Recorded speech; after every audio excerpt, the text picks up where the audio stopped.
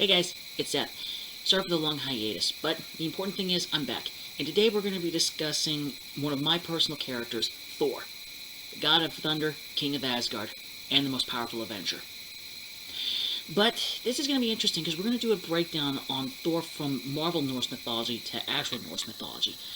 How much of him is similar, how much of him is different? Let's begin. As you probably know from the thumbnail, Thor actually looks very different compared to how he does in the actual version of the myth. Let's start with the Marvel version. Big, muscular, stoic, blonde, very well-trimmed beard. I know, gorgeous. And then let's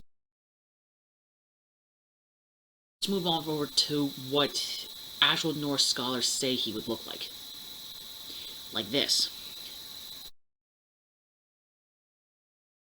Bit of a bigger build, and I know, red hair, very untrimmed beard.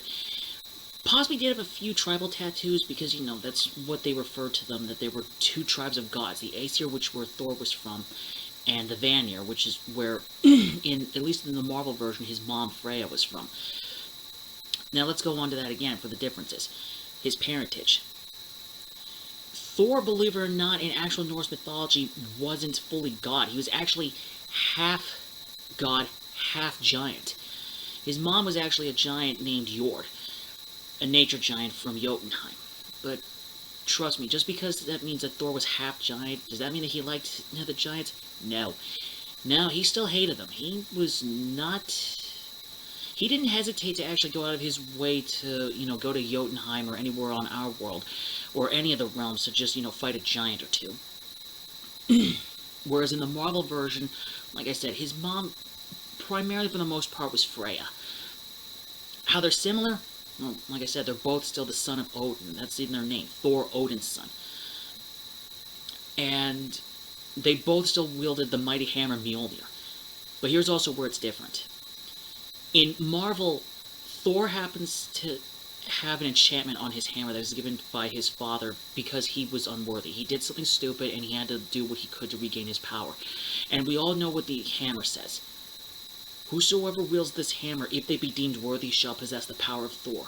Meaning that if you're worthy, you can pick it up. In other words, it's just going to be really heavy and you're not going to be able to pick it up.